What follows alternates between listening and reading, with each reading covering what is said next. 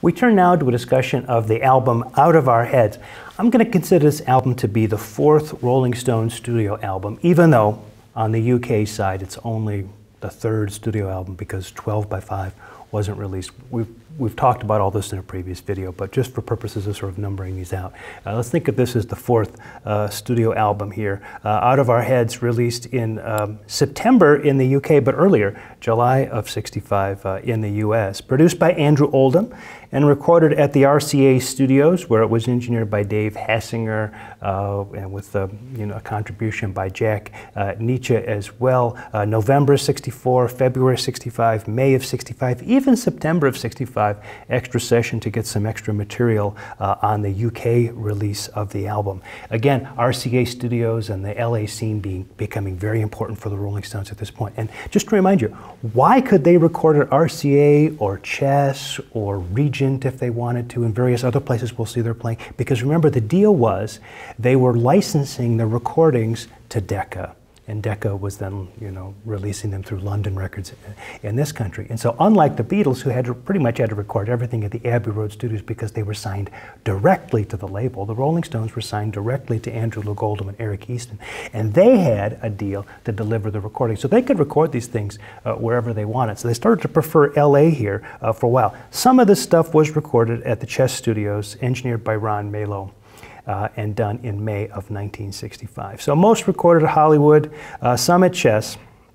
6 songs are the same on both the UK and the US version, and of those 6, 5 of those are cover versions. There are 6 songs that are only on the UK version, 3 of those are covers, and 6 songs that are only on the US version, and none of them are covers. So there are 18 songs overall.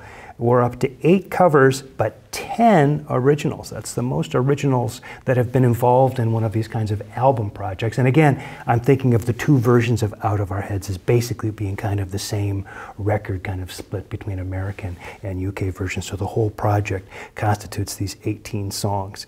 Anyway, so 10 out of those 18, that's an increasingly high percentage. As we go on, the next couple records, it's going to be almost all originals. But let's wait till next week to talk about that. A cover photo, again, by David Bailey, who's done the last couple of albums, and now this time brief liner notes by Andrew Loog Oldham. In fact, very, very brief. Perhaps he'd been taken to task for the lengthy, fanciful ones from the previous record.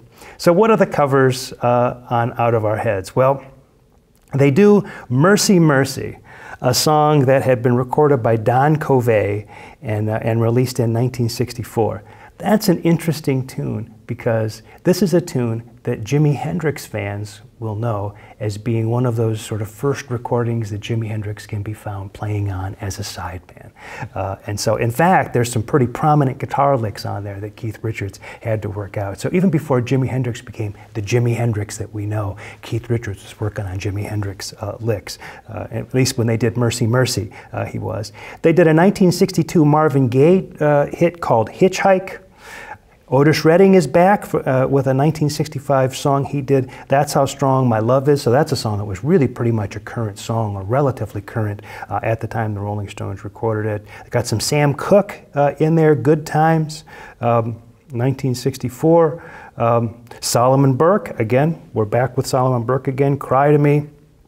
A 1962 hit. Larry Williams, She Said Yeah, that's one of the songs that was recorded in September and occurs only on the UK version, although when we get to December's Children at the end of '65, it will be included in that album for release in the US. So will Talkin' 'Bout You, a Chuck Berry song from 1961, initially released on Out of Our Heads only in the UK, but then will appear on December's Children. And then Oh Baby, the Barbara Lynn song from 1964, appears only on the UK version because it had only been on the Rolling Stones now. I know it gets confusing what's on what, but what can you do? West Coast Promotion Man was both on the US and the UK versions. That's an original tune. Nanker Felge Richards and Keith Richards and Mick Jagger. On the U.S. only, we had the hits "Last Time" and "Satisfaction," and the B-sides "Play with Fire" and "Spider and the Fly," and a song called "One More Try" and "I'm All Right," depending on whether you consider that to be an original track or not. On the UK version only, you get a song called "Gotta Get Away," Heart of Stone, which we've already talked about, in a song called "I'm Free." Let me just say a couple of words about some of these songs that we're talking about here. "Gotta Get Away," listen to that song, and then see if you can find a copy of a song by Mickey and Sylvia called "Love is Strange." That used to be kind of an obscure tune, but it was used by a filmmaker recently as part of a soundtrack, and so it kind of came back, had another moment in the sun. But anyway, that's a song that Mick and Keith would have known, because it was kind of a big record at the end of the 50s, the early 60s. Mickey and Sylvia's "Love is Strange." I think they take one little hook part from that song. It's a direct quotation. They don't mean for you to hear it as a quotation, but that's where they're getting it.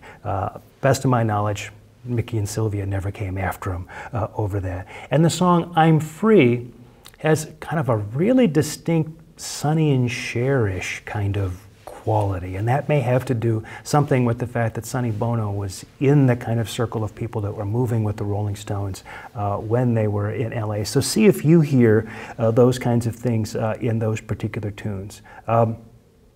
So that gives us kind of an overview of the Out of Our Heads tracks. We're going to turn to some of the songs that are mentioned here in the song close-up coming up. But let's just take a moment now that we've kind of done the two big albums for 1965, and we've done two albums, well, one album UK, two albums US, from 1964. And let's take stock a little bit of the styles that we've seen in the cover versions and in the originals of the Rolling Stones.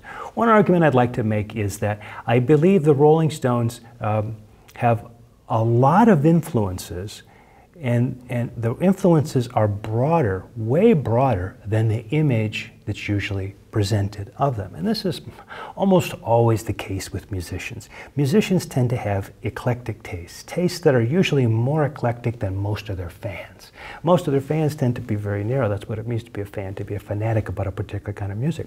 Most musicians are enormously eclectic, and so there's always a kind of a dynamic between the narrowness of expectation on the fans' part and the breadth of inspiration and influence on the artist's part. So I'm going to emphasize the breadth of inspiration here for just a minute and play it against the narrowness of expectation. How many different styles can we list that we've seen on these records up to this point, the first four big studio albums? Well, blues, certainly. We made a big point of talking about how the Rolling Stones came out of that early blues scene in London. So we've heard cover versions of Muddy Waters, Howlin' Wolf, Jimmy Reed, and songs by the Rolling Stones that are in a blues style of their own. Good Times, Bad Times being probably the best example of that. Rock and roll, certainly there's been plenty of good old rock and roll here. Think of all the Chuck Berry cover tunes that we've talked about here. Larry Williams would be kind of another good instance of his music sort of being kind of rock and roll stuff. Soul, the soul music of the first half of the 1960s, kind of before the Memphis thing kind of came together. We've got a couple of tracks from Solomon Burke here and Otis Redding. Really, they're the ones we talk about when we talk about early soul in the first half of the 1960s. Country, we've got a cover version of a Hank Snow tune. We've got Heart of Stone. We talked about the country influences there. You can hear country coming up in all kinds of ways to the Rolling Stones music in this period. Gospel music, Time Is On My Side. There's actually a moment in the middle of Time Is On My Side where Mick does a little bit of testifying and preaching sort of in the center of it. But then we talked about their adapting The Last Time, which was actually a gospel track from the Staple Singers. So there's certainly gospel. Now gospel's going to play a big role. So what I'm doing by putting together all these styles is sort of setting the stage for when we get to the psychedelic music at the end of the 60s and the early 70s, we can say, look, these influences have been in the group's music all along. They're just coming to a little bit more fuller fruition here later in the decade than earlier. And then finally, the last influence that we can see is the pop influence. I mean, the Brill Building sort of pop kind of influence. So like a song like Tell Me, for example, or Congratulations, those original songs, really pretty much written like Brill Building stuff. And then all of those songs, or many of those songs anyways, that Mick and Keith wrote for other artists that we talked about in an earlier video. So as we sort of step back a little bit from all the detail of all these songs and take a look, one of the things the cover versions and some of the originals tell us is that there's a fantastic variety of style and stylistic influence in the Rolling Stones music. As I say, the reason for pointing to that now is because in a couple of weeks, or next week and the week after that and the week after that, we're going to be coming to original music that's going to manifest all of these properties in a much more pronounced way. And so one of the things that musicologists like to do is to find the roots of that and to follow it through, that doesn't just all kind of come out, immediately without preparation, that there's always a kind of a preparation and a ramping up of some of these things. And so I point to them now in hopes that we'll be able to really capitalize on it when we hit those things in a couple weeks as we're talking through some of the other music. Well, let's talk now about the last couple of months of 1965, late 1965, some of the singles that are released, and let's talk a little bit about December's Children.